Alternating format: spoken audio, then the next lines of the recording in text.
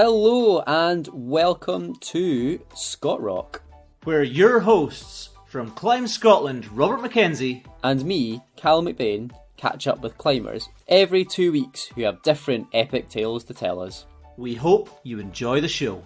And remember, when you're out climbing, be safe and do your buddy checks. Yo, and welcome back to Scott Rock. We are breaking well into the dirty 30s now with episode 33. And here to cure me of my insanity, we have a sorely needed mental health professional. Yes, today I am joined by none other than Lanah Dunsmuir. In her mind, Lanah has not been climbing for all that long. However, she has had one hell of a fast-track journey so far. And like all climbers, has gone through that roller coaster of mental gymnastics, but all condensed into a fairly short period of time. A mental roller coaster that she battled with, continues to battle with, but with her experience and skills as a mental health nurse, she is coming out the other side a much better and hopefully much happier climber. This episode is going to come as a bit of a two-parter. Lanah wants a chance to tell her story, but also recognises that many of us may struggle with the same anxieties sometimes. So she's putting together an episode 2 to give some helpful advice on how to manage the stresses that we face as best as possible. So sit back and enjoy the chat with Lanah, and if you empathise with her journey a little and want a bit more guidance, then please check out episode 2 coming soon.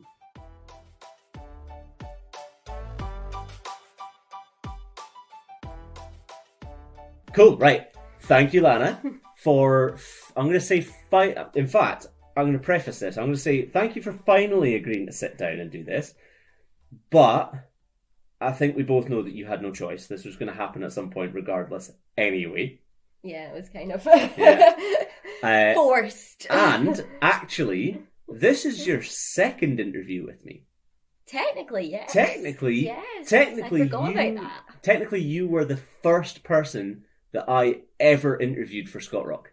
That's right. You were. That's right. But it never saw the light of day because Nope. I was testing recording equipment. Yes, yeah, you were testing it to see what it sounded like, and I think just to practice your interview skills as well. Which are obviously flawless. Obviously. But my storage skills not so much because we lost that episode somehow. We did. We did, thankfully. I don't know how we managed to delete that. But yeah, you were the first ever recorded interview for Scott Rock, but no one will ever hear it. No one will ever hear it. So this is similar to this one. No, I will make sure that people hear this. Even if we don't release it on Scott Rock, I'm going to release it somewhere. It's going to get sent to your boss or something. Cool, right. So, Lanah, you are... In fact, I'm not going to jump in and give you a description. I'm going to let you kind of give our audience an idea of who you are, firstly, as a climber. Okay. As soon as this is a climbing podcast, we might as well start there. Who you are as a climber, and then we'll get a little bit deeper after that. Okay, I can do that. So, I am a very unknown climber. And that's because I don't climb with anybody, ever. I have one exclusive climbing partner, that's it. I climb mostly in secret. Oh yeah, who's that? Tolly. Yeah, so I suppose I'm still, you could regard me as still a fairly inexperienced climber. So I've only been climbing, my climbing life is very, very much in its infancy. I've only been climbing for maybe 3 years, and if we include outdoors, probably about 2.5 years, maybe, something like that. I did climb a little bit before that, but nothing particularly. It's funny that you say that you climbing still in its infancy, but you've been climbing for 3 years. Like, a lot of people would consider that actually quite a long time. Not if you listen to people on the Scott Rock podcast who have been climbing for like 30 years. It's very much in its infancy. But yeah, so I climbed a little bit maybe back in 2015, and I loved it, but I fell away from it. And I wanted to climb again. So it must have been about, mid 2019. I wanted to get back into climbing again, but I didn't know anyone that climbed. And in my head, climbing was a partner sport. You could only climb if you had a partner to climb with. And being that I didn't know anybody that was a climber, and I didn't even know that climbing was a community in itself, it just always put me off. So I would put it off and put it off and put it off until about kind of mid 2019. I just decided, can I swear on this podcast, or are we not allowed to swear? Try not to, but if you do, it's alright. Okay. I decided to... We had Kev Shields on this. Swearing is okay. I decided to say frigid. and I thought, I'm not going to let the fact that I have no one to climb with be a barrier to climbing. So I did like an intro to climbing with, I think it was Scott Townsend that did my first class, because it's like a 2-day course. And I did that because I could vaguely remember how to tie a figure of 8. And in fact, I practiced the night before I did the course, and I created some weird and wonderful knots. Don't know what they are. They probably are used for something, not for climbing. They were really strange looking things. And because I didn't have ropes, I practiced it with shoelaces. So I undid all my shoelaces, and I was trying to practice so that I wouldn't look completely incompetent on my introduction to climbing course. It didn't work, because on my first day I ended up I plugged my belay device in upside down and was trying to belay the wrong way. So I still looked like an idiot. We all have to look like an idiot at some point. I did that, and then from that day, once I completed the course, I immediately signed up to the Glasgow Climbing Centre. That was where I did my introduction to climbing, and went pretty much every single night. I just went on auto belays because I didn't have anybody to climb with, so just went on auto belays every night before and after work.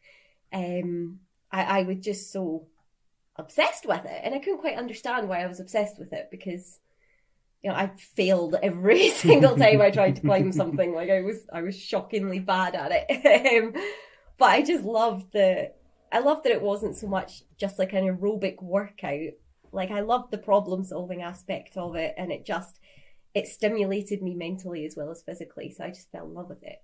And it was very, I suppose it was very welcoming, because what that led me to was developing new friendships and people that wanted to and were happy to help me develop in climbing. So I was only climbing for about 3 weeks before getting to talk to people like John Malloy, who's doing his MCI and stuff like that at the moment. He took me under his wing and taught me how to lead climb, and I'd only been climbing for 3 weeks, and then after 3 weeks I was leading 6A on the big wall in Glasgow Climbing Centre. And for those listening who know that wall, it's an intimidating wall. That's a big deal. It's a big deal. It was just like a line of jugs, but I took it all the same. I took the tick. I climbed it well. So I took that. So I developed very, very quickly. But I was so intrigued about the adventure side to climbing, as much as I loved it, in the sense that it got me meeting people, it got me exercise, it got me mentally stimulated. It was the adventure I was looking for, and that's what I associated climbing with. I associated it with adventure. So I wanted to get outdoor climbing. And I think it was it Scott that gave me the Glasgow Silverbacks card? I can't remember who it was now, it might have been Scott. And I thought, I'm going to need to reach out to this person, because I really want to have that experience. But before I had a chance to do that, I was climbing with someone at the centre who had mentioned about the Silverbacks, and mentioned they were going to be doing a trip, and just at Benny Beg. And I thought, that's amazing. That's going to be my foot in the door to going outside and actually being able to have that feeling of adventure that I've been looking for in my life. So I did that, and I had an amazing day.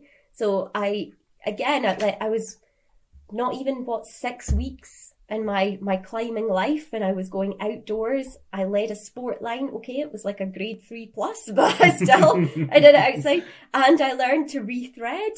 So I was rethreading at the top, all in the space of like 4 weeks. I was like, this is amazing. It's a pretty steep progression, that. It was a really fast progression. Yeah. But I think that's what happens when you're surrounded by experienced people who get psyched on your psyche, and you want to be able to spend time with those people and go climbing. So you kind of, in a sense, are propelled into that world a little bit. But I don't think certainly for me, it wasn't in a bad way. And I was very fortunate that John, who was teaching me to lead and stuff like that at the beginning, was an instructor. I was very lucky that the person that took me under their wings had the skills to be able to teach me how to climb safely in the gym. And obviously that developed because I then met my my partner on that fateful day on the Glasgow Silverbacks trip. And then it went straight from that first day. I like how you twice dodged that I am your partner. It's okay to let the audience know that this is purely nepotism. It's your podcast. So yeah, it's been a strange, reflecting back on when I started climbing. It's kind of been propelled from one aspect to the other. Because after I met you, I was straight into trad climbing, and from trad climbing, I think I've developed this strange sense of pride over trad climbing, because in my head now it's like every other form of climbing is just, I mean, what is that? What is sport climbing? Ah, yes, you're going to rile up all the sport climbers, all the boulderers. What is bouldering? All the speed climbers. What are these forms of climbing? Because trad just became my life. I loved it because, again, it was like that problem solving. You didn't have to be on a particularly hard route to get a little bit scared or to feel like you had tried hard that day. You could just be on a bold VS and you felt just as scared as you would trying like a 6C in the climbing centre. Like, it was a really eye-opening experience, and since then, I guess I never looked back, and I've been climbing since. So would you say that trad climbing is better than sport climbing and bouldering, and that bouldering and sport climbing suck? Trad climbing is the superior of all climbing. I didn't know this was going to turn into a controversial podcast. I like it. Trad climbing is life. Yeah. Trad climbing, I feel like sport and bouldering are like the performance climbing, and I know trad is kind of going into that genre, if you like, as well, of performance. But trad, I always think, holds its sense of adventure.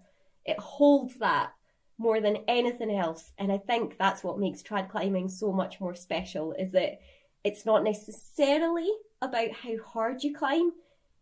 It's about the story of the climb. And I think that's something that's so much more compelling than what you necessarily get from a sport route and a boulder route. And I know every climb, every route has its story, but there's always something more to trad. In my opinion, there's always something more to trad than there is other types. Yeah, that's it. You backpedal. You backpedal. I'm sweating. So it's been, like you said, it's been just over 3 years, maybe 3.5 years you've been climbing. And yeah, it's only been about 2.5 since I've been outdoor climbing. It's all in all, it's only been about 3 years of climbing. But yeah, it's been a really fast progression, and since then I've not done huge, climbing feats. I've not like. What's the highlight reel? Out of that 3 years, like you said, it's been a steep progression. You've done a lot of things a lot quicker than most people would. Mm-hmm. What have been the highlights? Probably one of my highlights would be, there's been a few. So I've climbed a few E2s now, which have been brilliant. I've done some first ascents, one of which was an accidental E2. It was probably a slightly scarier experience because I didn't mean to do it. So probably getting into the realms of first ascents, and I think going through the physical and mental process that trad climbing takes you on as you're trying to, step up your grades.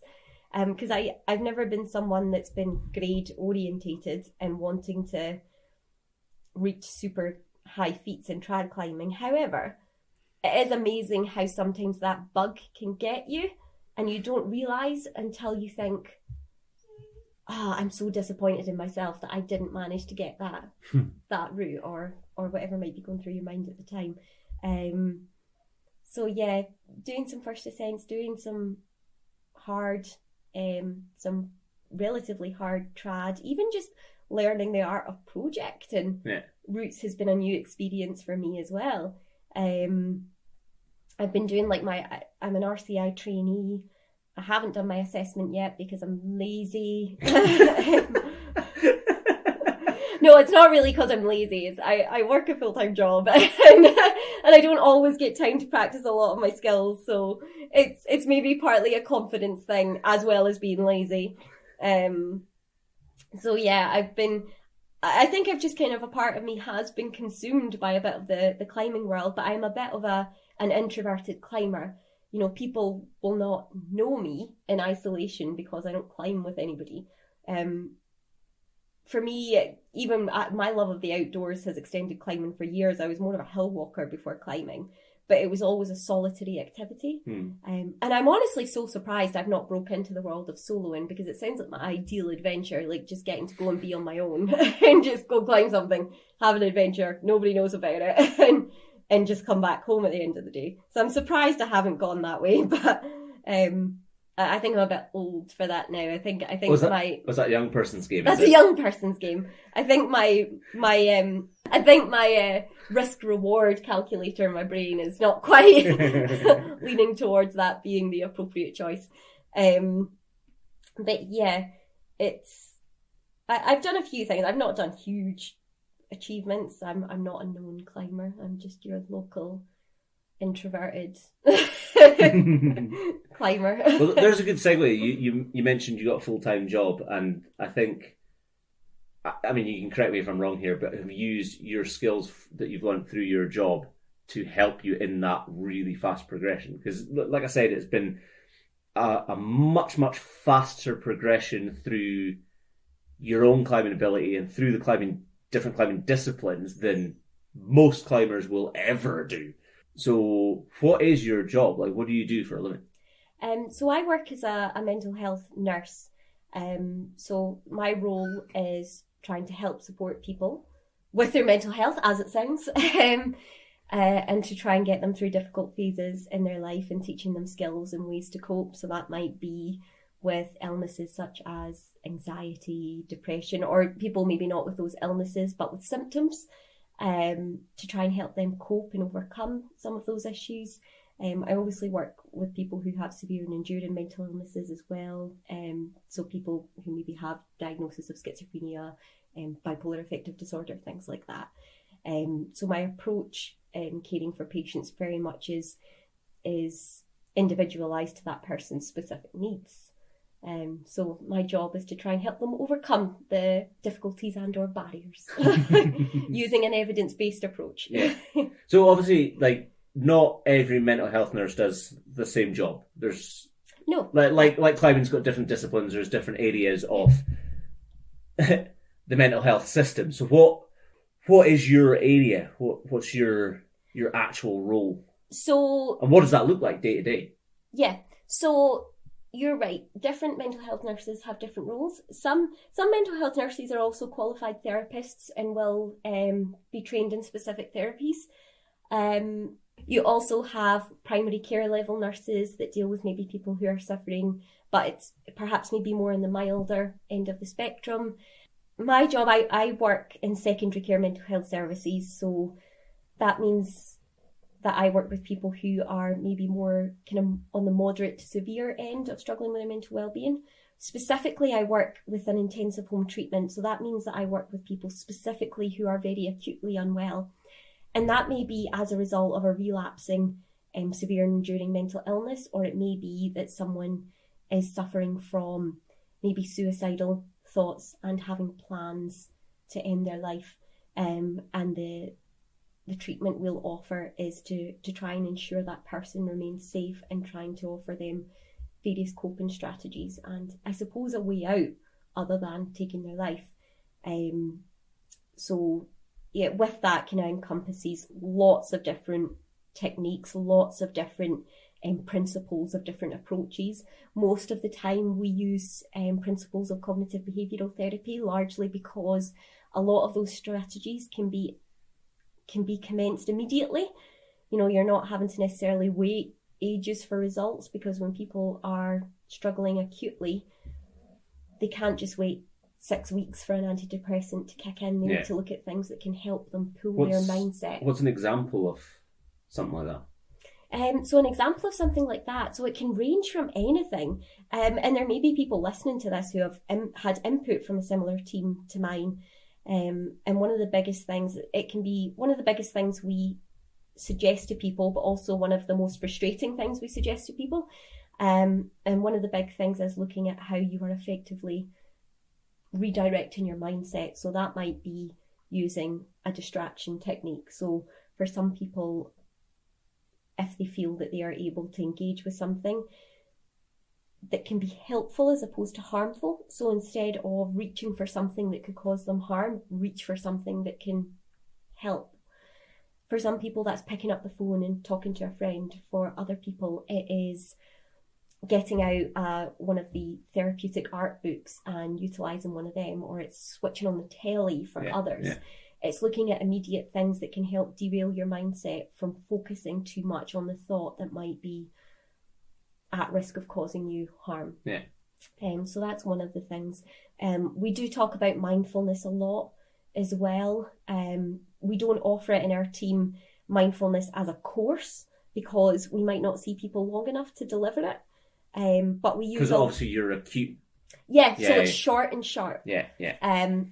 Our kind of role is to try and get people stable enough to be able to perhaps engage with something more meaningful, if they need it. Not everyone who comes into crisis needs a mental health intervention thereafter. Some people, they just need that very short burst of input and they're okay after that. Everybody is completely individual. You can't, it's hard to categorise it. So there's lots of different things, and what we offer to each person is tailored based on that individual's needs. Yeah. So you obviously, when you're talking about, you work with people who are potentially on the severe end, the acute end. It's people who have a mental illness, but also people who are just struggling with their mental health. What's the difference between the two? Yeah. People often use the terms mental health and mental illness interchangeably, but they are in fact different. The kind of main difference between the two is that a mental illness is something that's been formally diagnosed, and that diagnosis suggests that the symptoms you have significantly impacted your ability to function, which is often kind of one of those criteria when a psychiatrist may be looking at offering you a diagnosis. And that diagnosis can lead to certain treatment pathways. Our mental health it's a bit more generic than that. We don't necessarily need to have a diagnosis or put a diagnosis to something. Our mental health is something that's like our physical health. If we don't nourish it or maintain it, it can deteriorate.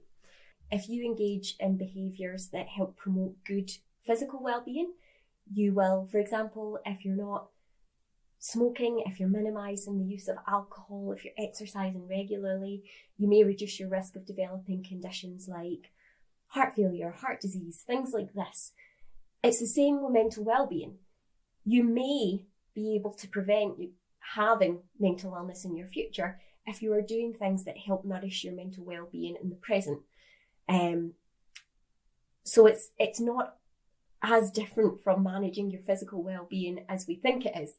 We think it's this obscure thing or this airy-fairy thing to try and manage our mental well-being, but it's not. And a lot of us actually know how to manage our mental well-being. We're just not very good at practicing it. Yeah. And that's largely because, when we're kids, when we're at school, we learn about the body. We understand perhaps a little bit more about the body. We learn through physical education, the importance of exercise and routine in our daily life. Certainly from even my generation, and I'm only 31. In my generation... Happy birthday, by the way. Thanks. You never ever learned about mental health, how to prevent illness, how to manage symptoms of low mood, how to manage negative feelings, because we've been developed to think that having negative thoughts or feeling negatively is a bad thing that we need to get rid of. It's not. It's healthy to feel negative about things. It's healthy for our mood to be low sometimes because it's appropriate to the situation we're in, perhaps. Where that can get out of hand is where that feeling of negativity prolongs and extends into areas of life where it's now no longer appropriate for it to be there. And that's where it can then take people down a dark hole. And it can feel difficult to get out by yourself. And that's where sometimes people may need some professional support, or even before professional support, that's where their social networks come in, and that's where they are so important at helping to rescue them from that hole. But they are different. If we manage our mental health, we can prevent major mental illness. Yeah. There are ways that obviously you can reduce the risk of developing a mental illness in your future by taking control of some of those factors in the moment. So if you do engage in helpful strategies that help keep your mind healthy, if you like, for lack of a better term, then you will reduce your risk of developing illnesses in the future. So it's looking at some of that, the preventative groundwork that can help not just manage your symptoms in the here and now, but hopefully reduce your risk of potentially developing an illness later on in life. And obviously, if you do end up going down that dark path and needing help, that's what you're there for. Yeah. You are the help. You are one of many avenues of help. Yes. Yes, one of many avenues. Because one of the biggest things that's coming out at the moment is self-directed help, which is essentially, you can be referred by GP, but you can also access these things just by self-referral. When you go on NHS Inform, they have really good links to self-help websites and to self-help online tools. Yeah. So self-directed help is a big thing at the moment as a primary care level intervention. And that's because not everyone, some people can be struggling with symptoms of mental ill health, but they don't always need a huge intervention.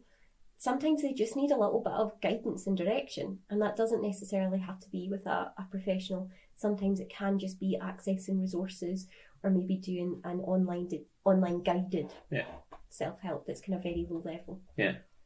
So with the skills that you've got through your job, the therapies that you give, the mindfulness information that you know,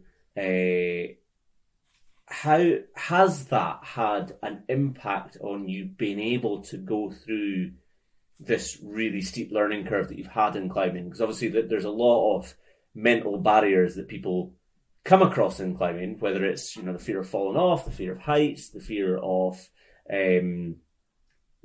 being outside, the risks that are presented there, the risks of just being the scariness, the pressures of just being in a busy environment in a climbing wall. Have you found these skills that you've got have been beneficial, and if so, how? At first, no. At first, no. At first, no. And I think that's because, and I said this phrase to you earlier on, and I'll repeat it for the purpose of the podcast, which is, for me, I don't feel that knowledge is necessarily power. I feel practice is power. So you can have all the knowledge in the world, but if you're not practicing any of it, it's useless. It's absolutely useless. And actually, what climbing did for me was realise how little I have been out of my comfort zone in my life. Because as soon as I pushed myself and started dipping my toe, or just flat out jumping out the comfort zone, I realised how anxious I actually was.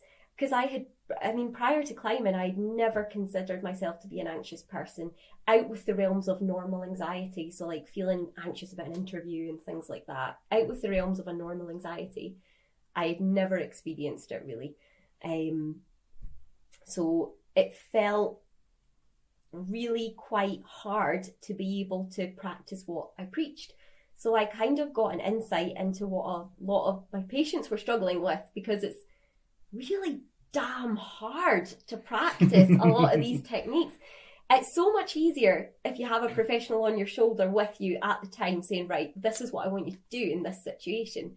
But when they're not there and you're just trying to implement it on your own, Jesus, it's just hard. So, were you consciously trying to implement some of these things while you were... Not at first. At first, I was just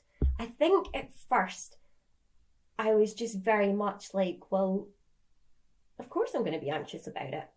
I mean, there's a complete natural anxiety, and I think that's what makes getting over, for example, the fear of falling so hard, because, well, there's a consequence to falling. I've been biologically designed to believe throughout my life, through evolution, falling off a wall is a bad thing. Yes. Falling off a wall can lead to harm or death.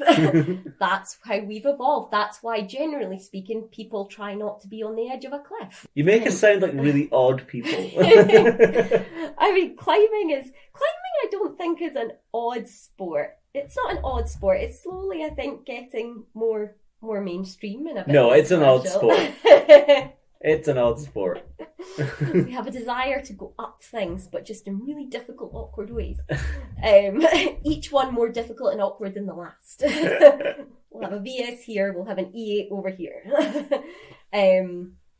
So yeah, I think I've completely missed the question. I've gone off on a tangent. This is why I wasn't going to do the interview, because I go off on tangents and it's okay. impossible to follow me. Tangents are good. So the question yes. was, were you consciously trying to implement these At things? first, no. When I started to consciously try and implement it is when I found myself, after trad climbing for maybe a few months, I found myself, because I wasn't climbing well, and I felt it was taking me some time to try and understand a good gear placement from a bad, and every time I thought I was doing well, there was always something to say that I wasn't, and it constantly felt like I was getting a load of knocks, which I think if you're just going into trad climbing, even if you've been climbing for like 10 years and you go into trad climbing, you do go through this huge learning curve, and it takes a while to pick up all that stuff. But I berated myself a lot for not being able to pick this stuff up immediately and do it well every single time. So it got to the point where I wasn't just anxious on the route anymore, because I understood feeling anxious on a route, because, well, I'm new to trad climbing, I'm leading, my gear might not be great and I could fall here. So I understood the anxiety I had there, which made that anxiety easier to deal with.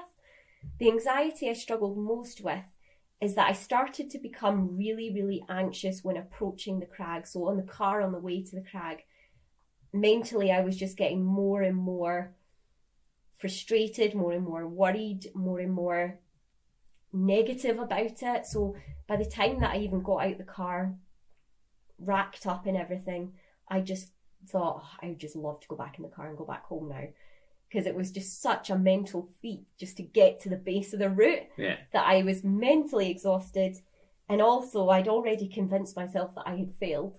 So if I'm going to fail, why even try? Why bother? So it took a long time. It took a really long time to go over that. But the things that I was doing to try and change it, that I would say have helped, because I don't have that anxiety when I approach a crag anymore. The things that I would say helped me most. So I use a lot of mindfulness, and it's something that I guide patients on a lot, because it is really helpful at managing that sudden overwhelming feeling of anxiety that can come over you. It's helpful for a lot of different things, for the disclaimer, but in the context of what I'm discussing, I'm going to talk about it in the context of managing the anxiety. So what I found really, really helpful was, one, I tried to explore why I was feeling anxious, because it took me the longest time to work out why I was feeling anxious when I was approaching the crag, because I'm not on the route, so there's no risk. I can always turn back. I'm not on the route. I can bail. You know, there was lots of options to say, you don't have to feel this way. You don't have to do it. But none of it was actually answering the question as to why I was struggling with that level of anxiety. And even now, I think, reflecting on it, I don't think there was any one answer to that. I think it was a combination of things. It was a combination of, maybe it was a product of trying way too many different types of climbing way too soon and not having a lot of consolidation time to be able to understand fully what I was doing and being able to practice those skills more thoroughly. Climbing, people I were climbing with were really experienced, really strong climbers. So I think there was a part of me that felt I needed to get to that level really quickly, and to do that I have to be able to climb harder, I have to be more confident in myself. But I wasn't, although I felt that I needed to do those things, I wasn't treating myself with the kindness and respect that I needed to actually be able to get there. I was just forcing myself into situations that I didn't need to be in. I also felt that as a woman in climbing, I almost felt this obligation that I had to be really strong and really powerful, being part of that kind of minority group in climbing. I felt that I had to be like other really, really strong women, that if I wasn't pushing the boundaries of what women can do, then I'm failing at that too. So I battled with that in my mind as well. And I kind of finally, I did come to a resolve on that, because I actually just thought, who the fuck do I think I am? Like, do I think that highly of myself that I'm putting myself on that same pedestal as like Hazel Finley and people like that? Come on, Lanah. So I kind of did have a bit of a conversation with myself to realise just being a minority in sport in general is lifting women in itself. Just obviously as a woman, I'm speaking particularly about that minority group in climbing. But just being part of it is elevating women in the sport. I didn't have to be like all the super hardcore climbers around me to get women involved. I was involved without, I got involved without having any of that around me. So why again am I putting myself in some unrealistic world where I have to be like climbing E10? Like, I'm not good unless I'm at that level. It's strange. It's I guess it's those mental gymnastics that climbing puts you through. And you overthink absolutely everything, because effectively climbing's teaching you to think about every move you make, about every gear placement you make. And I guess, yes, I'm thinking more along the lines of trad climbing. And luckily it didn't cause me any physical harm. I never had really bad falls. I've never done anything stupid on a route or did like a real, oh no, I have done a bad anchor once. We've all done bad anchors, that's fine. Did a really bad anchor once, but nobody fell, so it was fine. So yeah. And in terms of looking at how I was working specifically at that anxiety, just going up to the crag, well, I had to understand that I didn't have to put myself in that situation. So what is it about this that I am putting myself in this situation? Am I doing it to prove a point? Am I doing it because it's something for me? Because if I'm doing it to prove a point, I'm never going to feel okay with this. Like, if I'm doing it just to be cool or to just show that I can climb with strong climbers, I'm going to do this stuff because strong climbers do this stuff. If I'm doing it for those reasons, I'm never going to feel comfortable, because I'm never accepting the fact that I'm not that. Yeah. So I need to understand what kind of climber I am, what I'm getting out of climbing, and why I am repeatedly putting myself in this situation. And I understood that I was doing it because I loved climbing so much that I never wanted to fail at it. And it almost feels, there's so many areas we can feel that we're failing at life. We might not be in the job we want, or at the level within that job we want, or we might think that there's other things that we can do.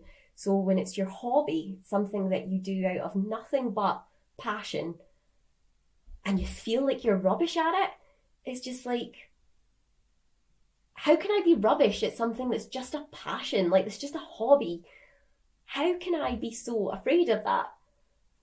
And so there was all these very kind of existential questions that led me to question everything about myself. But instead of retreating from all of that, I didn't avoid those feelings. I sat with them. I sat with the feeling of fear. I sat with the feeling of negativity that I had developed around climbing. I sat with it. I struggled a lot with that. And the way I still, to this day, try and cope with it is, particularly when I'm on the route. So I practice a little bit of what we call grounding, and there'll be a lot of people listening to this who either practice grounding or know really clearly what it is. But to just kind of explain it in its simplest form, essentially it's a way of bringing you back to the here and now and connecting with things that are with you in that moment. So for some people, they'll practice grounding by going out into the garden and feeling the grass between their toes and trying to really focus on every sensation that offers you. The way I use that technique in climbing is that if I'm on a route and I'm feeling really anxious and I'm struggling to make the move, if I can, I try and pause. So I try and breathe and I try and just feel the hold that I'm on. And if I can be in my position and reach for the next one and feel that and just try and be with it for whether it's a second, 2 seconds, 3 seconds, however long I can be with that next hold, to really try and connect with it and see how it feels. Does it feel like a bad hold? Why am I scared of this hold? Because it feels really good, or it's a sloper, that's why I'm really bricking it. But sometimes being able to understand why the fear is there can be really relieving.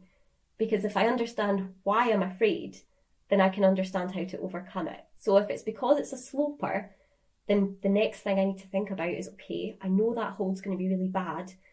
I'm going to look down, I'm going to see where my feet are and see how I can make the best out of this situation. Where's my last bit of gear? Think about that bit of gear. Well, I know it's a good piece. So if the worst happens, I'm pretty certain, I know with trad gear you can never be 100%, but I know that I'm in a safe situation here, or as safe as I can be, that if I make a mistake, it will be relatively okay. Obviously that changes if you get to the elite level of trad climbing, where the stakes are a lot higher, where the gear might be tiny, it might be rubbish, or it's so far apart that it really doesn't make a difference. I wish I could say it was a quick process to formulate a better relationship with my climbing, but it's taken a really long time to do it, because there are so many, when I broke it down, there was so many different issues to explore. So there was the confidence factor, there was the consolidation time between trying different things, there was the actual theoretical understanding of what I was doing with trad climbing, understanding the systems, and being able to apply that to different areas, different situations. It's different if you learn to set up, an anchor with 2 trees. It's great. It will always be an amazing anchor. But it's different when you go to the top of a crag and there's nothing. There's no trees. There's no trees. And it's different when you have to, you need experience to be able to build those skills that make you feel more confident in your own capabilities. So I think part of what has helped has been time, which is probably one of the really frustrating things to say, is that time has helped, but commitment has also helped.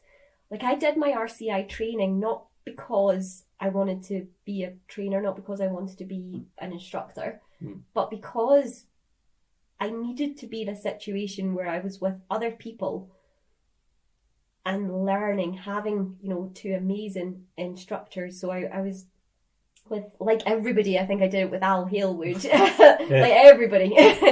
And Pete was kind of supporting Al as well.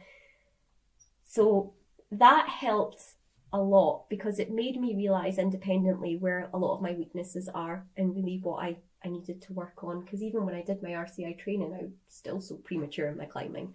Do you think, because you were saying that you were climbing with, experienced climbers, pretty strong climbers, and you had this attitude of either I need to be able to do this kind of stuff too because these are my climbing partners, or this is where I want to get to, and you're really hard on yourself when you felt like you'd failed to the point where you were getting super anxious before you even got to the crag because you considered that you already failed. Do you think that was your ego getting in the way of the learning process? Yeah. We've all got egos. We've all got egos in climbing, in life, and whatever. But if you kind of pin your ego and your own ability and where you think you should be to something that isn't, then I've seen, as a coach, I've seen it in other people as well, where that really stands in the way of being able to take that step back and assess, where are my weaknesses? What do I need to learn? Can I learn? I think ego plays a huge role in climbers having that sense of feeling that they've failed. And I would definitely say ego was a huge part of mine, because I'd done lots of things so quickly in climbing, I couldn't understand why I wasn't developing quickly in trad. And I was, in a sense, because I think, I wasn't even climbing in as a whole for a year and I had ticked like an E2. Like I was doing really well, but I couldn't acknowledge the things I did well because they weren't good enough. So there was this unrealistic expectation that I had set for myself, because in my head I thought, well, I've done everything else so quick, so this should be no bother. Yeah. And I think ego gets in our way so many times because we don't have those conversations with ourselves to understand ourselves better, to get to know where we're at as a climber, how we want to progress and how we get there as well. So yeah, ego definitely got in my way, and I think gets in the way of a lot of people. Yeah. For sure. Like, you are, I'm not going to say a classic example, because I think you still went through this journey way quicker than most people ever will. But when you've come up through climbing on your own on auto belays, meeting climbing partners, learning to top rope, learning to lead climb, maybe doing a bit of sport climbing outside, and then getting to trad, when every step up to there has been quite easy and fast, and you've ticked it really, really quickly, and you can get out and do it really quickly, and you come to trad and it's such a huge learning curve with so many things to learn. Just that slowing of that learning pace can be seen as failure because you're not picking it up as quickly as everything else, and that'll have a huge impact if you're not able to drop the idea of where you should be or how quickly you should be learning. If you're not able to drop that, you're not able to take that step back and go, cool, this is going to take a while. I'm going to take it step by step. I'm going to learn a few things. I'm going to consolidate it. I'm going to do this. And this is why I'm not using you as the classic example, because you shot through all of that really quickly. And I think, like you said at the start, one of the big things that you came across is you didn't have the time to consolidate all that information. Yeah. And I think, interestingly enough, I feel that once I slowed my learning down and said to myself, I can't keep doing this because I'm making myself feel bad all the time. And then I was getting zero enjoyment out of climbing. So I fell away from climbing for a little while as well, because I was just like, why am I going to keep doing something that makes me feel so shit about myself? Like, if I'm always feeling like shit, why would I do it? Like, I need to be, mentally strong for my work. If I'm not mentally strong within myself, how can I care for patients? Can't do it. So I took a wee break from climbing. It was only like this summer actually that I started to get a bit of psych for climbing again.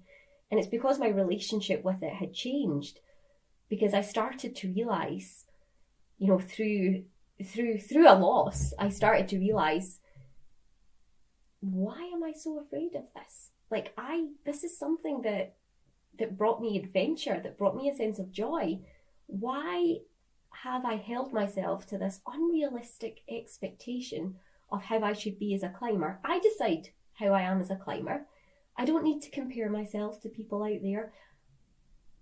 I'm kind of okay with not being exceptional.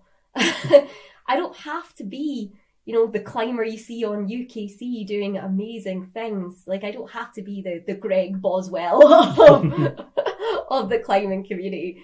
I don't have to try and work to become some entity that I'm not. I just have to have some fun again. And once I started doing that, my climbing got so much better. Like, I wasn't climbing harder grades, but the way I was climbing was better. I was more confident with placing my gear. I was more relaxed when I approached the crag. And it's because I realised that it wasn't just a realisation, I'm minimising that, but because over time I was able to let go of those unrealistic expectations and put my ego back in its box for a little bit. Ego's a good thing. It can motivate us, it can drive us, it can push us out of that comfort zone. Without that ego, I wouldn't even have had the balls to go climbing by myself. Ego's a good thing, but where it becomes harmful is when we start to develop a negative relationship with it and it gets in our way from something that we would usually love and enjoy, or otherwise love and enjoy. How are we able to, two questions. How are we able to recognise that is the barrier or a barrier? And how do we drop that? Or maybe not drop that, but drop it enough that we can start to break down our weaknesses and where we need to learn and give ourselves the time to actually learn. Mm-hmm. First and foremost, you have to identify, you have to take some time. And for some people, there's no set amount of time. For some people, they can identify that within a second. For some other people, it takes them months or years to identify what the issue is. But it's identifying what is the thing that is holding you back. What is it that's making you feel afraid? What is it that's making you feel anxious? What is it that's making you develop this negative relationship with the sport that you once loved? For some people, it could be a story similar to mine. It's just you've done things way too quick and all of a sudden you felt overwhelmed. Some people, unfortunately, might have had traumatic incidences while climbing. They might have had awful falls. They might have, if you're out in winter, you might have been subjected to horrendous conditions. There's so many kind of anecdotal pieces of information that would contribute to how you would best manage that. But first and foremost, you have to identify what it is. Yeah. Putting a name to what it is. Because that can be powerful in itself. Just being able to say, I get it. I get why I'm feeling that way. Okay, I don't know how to manage it yet, but at least I understand what it is that's putting me off my cycle, that's isolating me from the community that I want to spend time with. So identifying what it is the main thing. Once you identify it, how you manage it is different from person to person. Generally, what I would suggest, you can go through, there's lots of different management strategies, but thinking about what that means to you and whatever you've identified that as being. First and foremost, I would say focus on the little things. Focus on what you know about managing anxiety. So if you let yourself go 0 to 100, that you're going to feel worse and worse and worse. So you need to stop. You need to breathe and understand, am I gonna feel worse for not trying? Yeah. Am I gonna feel worse if I just get in the car and go home? Because the answer to that question could be different. I asked myself that question and I genuinely thought I'd be happier just getting in the car and going home. I didn't do that. I might not have led climbed that day. I might have just seconded as an alternative so that I didn't have to deal with that failure, but still got to be on the rock, still got to climb. And that's the way I would manage that so that I didn't feel like a total failure that day. Yeah. Okay, I would still plague myself and think, God, I could have led something. But at least I didn't do nothing. Yeah, there's stepping, to work on things, and this is working on anything, not just any mental health side. It's stepping outside of the comfort zone to push yourself, but they're stepping too far out. Yeah. You know, like your example, there was going to the crag and getting on the thing anyway, already feeling anxious. That was just going to make you feel so much worse, but that was maybe stepping too far out of the comfort zone. Instead of just going home, you could have stepped a little bit out and done some seconding. Yeah. And that might have been enough to take a step forward, Yeah. make you feel less anxious, maybe even give you the confidence to, maybe I do feel ready to try the thing. Yeah. Yeah. If you give something a try in a way that's comfortable for you, you're more likely to do the thing. You're more likely, so by seconding, you might be more likely to go, screw it, I fancy leading that, than if you didn't do it at all. But there was plenty of times when I had that sensation that I would just go and chat to people. Yeah. I would not climb at all. But I still had a good time because I was chatting to people. So what I'm saying to you in terms of the management side, because unfortunately, I can't give any specific advice because it depends what you're struggling with. Yeah, of course. But what I would say to you is a huge thing to try and absolve yourself of that pressure that the ego puts us under, is just bring those expectations down. Yes, you might be able to, at your best, climb or lead VS, or you might be able to be, if you're a sport climber, you might be able to lead 6C, you might be leading boulder grades. Boulder grades. A 6C boulder. 6C boulder, wherever you're listening, a V5, whatever that is. I'm not a boulder. I think we got that. I don't have the finesse that's required to be a boulder. Or if you're climbing E8s, sometimes you have to bring the expectation down to manage what you're feeling in that moment.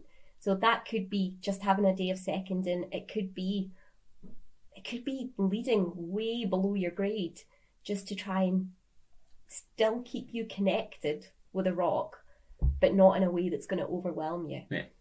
Or it can be just acknowledging when you get there, today is not the day for me to climb. I'm just going to have a sociable day. But yeah, bringing some of those expectations down a little bit of what is normally achievable for you. Because you know when you're at your strongest, you can do things well. But right now, perhaps mentally, at the moment when you're climbing, you're not mentally at your strongest. So bring the expectation down so that you can manage it and it's not overwhelming to you. I think one of the things that is kind of specific to you, but I think, again, as a coach, I've seen so many people struggling with, is the expectation of what they should be able to do or whatever is a big thing, obviously, like you're saying, but the expectation of how quickly I should be able to overcome this. Mm-hmm. Like, I think people really don't quite appreciate how long it takes to learn certain skills, practice certain skills, and actually get confident with those skills. Yeah. And like, it's obviously different for every person, but there's so many people that are just getting really frustrated in themselves because they're just not getting this. They understand it, but they just don't trust it yet. It takes a long, long time to get comfortable with doing a thing. Like trad climbing, your example, placing a bit of gear and then climbing above that bit of gear. You might know that bit of gear is bomber, but it's still scary getting above it. And that can be a really frustrating thing when you've been learning a skill. Like, I understand that's good. Why am I still being scared? It takes time. Yeah, absolutely. Absolutely. And I think in that sense, it takes, so there's been able to understand what it is. There's been able to lower the expectations, but there's the patience that you have to give yourself to be able to deal with it. You need to give yourself time, and I suppose you need to be compassionate towards yourself as well, because if you're constantly telling yourself you're not good enough and constantly forcing yourself to supersede your own expectation or other people's expectations, you're going to be forever in that negative cycle and struggle again and again to get out of it. Yeah. Time, although, is one of the most frustrating things you can ever hear, is going to be one of the best things for you, because what time will bring you is experience. Because if you keep going climbing, you're going to get more and more experience. And hey, you might even accidentally fall on that bit of trad gear and realise, shit, that holds. And I didn't sometimes die. So I think that there's a key there that in fact, no, I'm going to say most climbers, to be honest. Most climbers, whether they're experienced or they're just coming into it, young, old, doesn't matter. I think there's a thing that a lot of people don't quite understand, is that we start climbing, even other sports, we start doing a thing because we enjoy the thing. Mm-hmm. And then we get completely 100% sidetracked in progressing in that thing. Because, climbing, for example, you start top roping indoors. Once you start progressing, you can lead. That opens up more of the wall. Once you learn to sport climb, you can go outside sport climbing. Once you learn to trad climb, you can go to any crag and go climbing. It opens up more doors. Mm-hmm. But at some point, when that progression starts to become a detriment to your enjoyment, when you're feeling like a failure because you're not progressing anymore, I think a lot of people need to take that step back and consider what is it in this that I actually enjoy, and is progressing anymore actually going to improve that? For me, the thing that I love most about climbing is the community, the social side of it. I love just being part of it. I obviously love the climbing and all that as well, and actually going out and doing things. And I like trying hard, and I like failing and falling off shit and all that. But the thing that truly gets me about climbing is the community and the people within it, and the big family that I've got. Yeah. And whether I progress in climbing or take a higher grade, does not change that at all. Yeah. So why would I put so much pressure on progressing? And I think a lot of people would become a lot happier climbers if they realised what the thing in climbing is that they actually enjoy. Absolutely. And for some people, the fun lies in on-sighting. The fun lies in getting to the next grade. It's not... what the connection that people get out of climbing is different for each and every people. Some of us have a shared connection in that. So yeah, it's going back to the basics of why are you doing it? If this is genuinely making you miserable, what's getting you to the crag every time? Because for some people, if they're feeling that low about their climbing, just getting to the crag is a huge feat. Yeah. So there's something there. Climbing's not lost. Yeah. It's there because you still have the motivation to even get up and even have a look at one of the routes. So there's something there. And if you've got that something there, you can work on it. You can absolutely work on it. Yeah. And what's important to you about climbing could be different from every other Tom, Dick and Harry. And what you get out of it might be different. But you need to identify with that again. Take it back to that first time you went climbing and you were like, oh my God, that was amazing. Yeah. Take it back to that moment and think about what was amazing about it. Yeah. What did I love?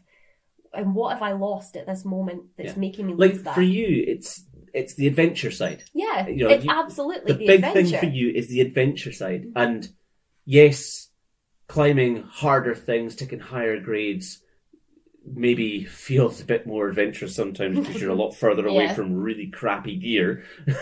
Yeah, but you can still have that adventure going out and climbing a few diffs in the mountains somewhere. Absolutely. Yeah. And I think... So is that progression really going to benefit your climbing experience? I think, yeah. And I think that's the question. I think a lot of people need to ask that. People need to ask that question. And also being okay with the fact that sometimes you have to just be okay with being the second. Being the second is cool as... Yeah, you had a great day the other day. I had an amazing day the other day. And that's the thing. I would have loved to have led. So we did Savage Slip in winter conditions the other day, just before Christmas. And I would have loved to have led that. But my goodness, not a hope in hell would I have been able to lead that. But I seconded it. And I had a great time. And I think it's been able to change the way we view seconding a route. Because you're still climbing. Yes, it's a bit feels a bit safer. That's only if you trust your belayer at the top to have built a decent anchor. Yeah. But if your lead climber's been good. But you can still put the fun back in climbing, even if your main goal is to just keep going up grades or just to on-site. You can still have fun with it. And maybe it's about taking a break from that mentality to go, do you know what? I'm not going to have my on-site in head-on for the moment. For the moment, I'm just going to have a project in head-on, and I'm just going to set up a top rope on a really hard line, or set up a shunt on a really hard line. Yeah. And just try and problem solve the moves. Because if you are struggling, even if you're struggling out with the realms of climbing, for me, nothing feels better than throwing myself on something hard, whether I set up a top rope or set up a shunt. The problem solving aspect just allows me to focus on something so small that it takes me away from whatever's going on in my mind, whatever's going on in my life that might be causing me upset, anxiety, whatever it might be causing me. Climbing's gifted me with that, and how dare I throw it back in its face by getting angry at it because I can't climb it the way I want to. Yeah. Yeah. And sometimes we really need to put ourselves back in that box and go, we need to remember it's nature that's around us. It's not designed to suit us. Yeah. It's not designed to meet our needs. And if you can't do it, it turns out you can't do it. That's okay. And that's another way I cope with it, because I climb down a lot of stuff. Yeah. I am an amazing down climber. That's the thing. Climber. So anyone out there that's struggling with their anxiety and struggles with the concept of falling, just climb back down. It's amazing. You get so strong. The amount of times I have done the crux move, actually done it, and then realised, I'm pumped now, I'm too tired, and climb either just down that move, climb down the crux, that's what I'm saying, strong enough to climb the crux and then climb back down the crux, but convince myself I'm not strong enough to top out the route. So we're going full circle back to the start when you were talking about grounding, because it's an amazing thing to watch. Lanah will climb the crux of a route, be above her gear in the scary zone, get that moment of anxiety and do that grounding technique where she was talking about feeling the next hold and getting a feel for it, working out whether it's a good hold or not, feeling the textures, feeling the shapes, working out why she's scared of it. She'll touch that hold for ages, and then she'll down climb through the entire cracks back below that bit of gear that she had and sit there for a while. And she might do that 3 or 4 times before you eventually go, well, it's not that bad, and do the move. Yeah, exactly. So there's a process, and it's not great to watch. It's not always a flawless process. But honestly, I will go on the record here. I will go on the record and say, I bet you I could down climb Dave Mack. I bet you my skills are that strong. I think I could down climb him. I think I could. I have done some bold down climbing. I think I could do it. Well, I think we all recognise ourselves a little in that journey. I think we've all felt those same anxieties catching up with us from time to time. Most of us will just quietly try to suck it up and deal with it, which probably isn't the healthiest of approaches. So a huge thank you to Lanah for opening up and giving us that insight. And it's great to see the change in her climbing firsthand. As she's gone through this process, she's realised what climbing means to her. Her motivations have changed, and she's become a much better and happier climber as a result. And again, if you recognise your own struggles there and want a little bit of advice, then please consider checking out episode 2, coming very soon. And remember, one of the ways to help manage some of that anxiety before you leave the ground, always make sure you do your buddy checks.